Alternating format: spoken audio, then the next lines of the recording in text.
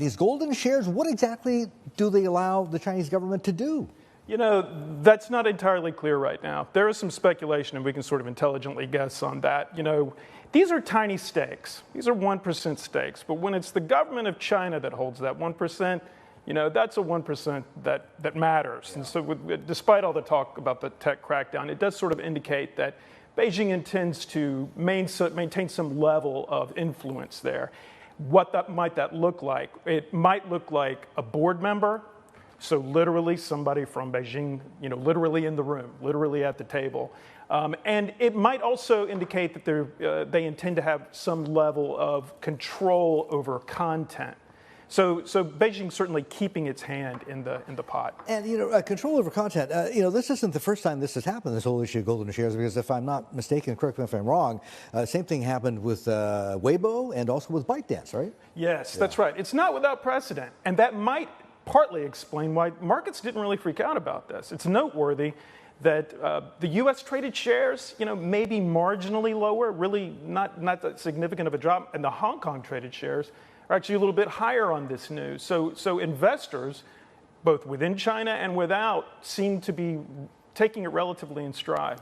Right, and one way of looking at it is that it makes the unofficial official, right? I mean, I think it's safe to say that Beijing always had a seat at the table in many ways in the big China internet names. But Ted, is there a risk that this leads to a deeper perception of the hand of Beijing, and is there a risk associated with that perception that it could lead to or add to delisting concerns if there are issues such as big data, access to national security, and all the rest of it? There's delisting concerns. I was reading elsewhere, though, that even before we get to delisting concerns, you know, this kind of very direct and obvious and public intervention, right, by the state could potentially lead to a re-rating, or what's known as a state-owned company discount for stocks like the ones that we've just talked about, which means, hey, could be downside.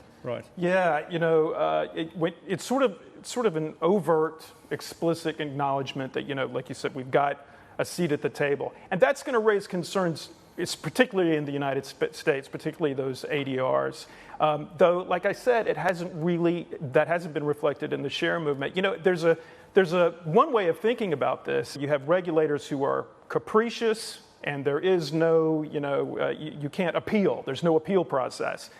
It might be to the advantage of companies like Alibaba and like Tencent. That they're out. Yeah, that they have somebody in the room who can stop them and say, no, let's not go there. No. Or somebody they can consult with directly. You know, like I said, I'm an American. I know how American investors think. That's going to make them like cough up their breakfast to even like think that way, because usually when government takes a stake in any company, you know, building up revenue is not their biggest priority. There's usually some political priority. Yeah. But given the realities of the Chinese system, which we're all, you know, aware of, it might be seen as actually, you know, a form of better communication. Well, I mean, wherever you look, big tech has a target on its back. So maybe it's better, as you say, Ted, for the markets, for public markets and private markets for that matter, to have it out in the open. And let's also face it, cryptocurrencies are having this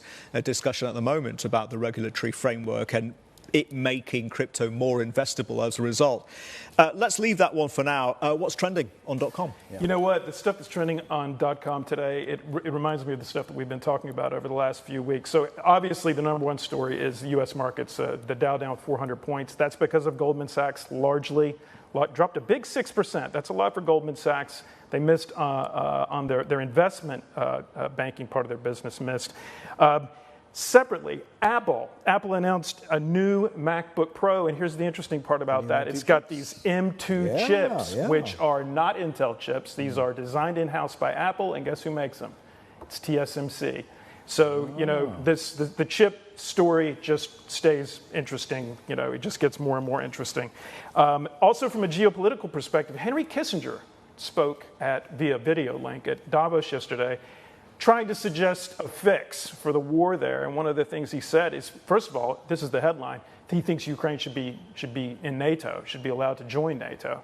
And secondly, he's trying to kind of form a sort of pathway forward for Russia to rejoin the international community. He's pointing out, if you have an implosion of power in Russia, it's 11 time zones, there's a lot of powerful entities on the border of China, and they've got 15,000 or whatever nuclear missiles inside Russia, and you just don't want to have that situation get too fluid.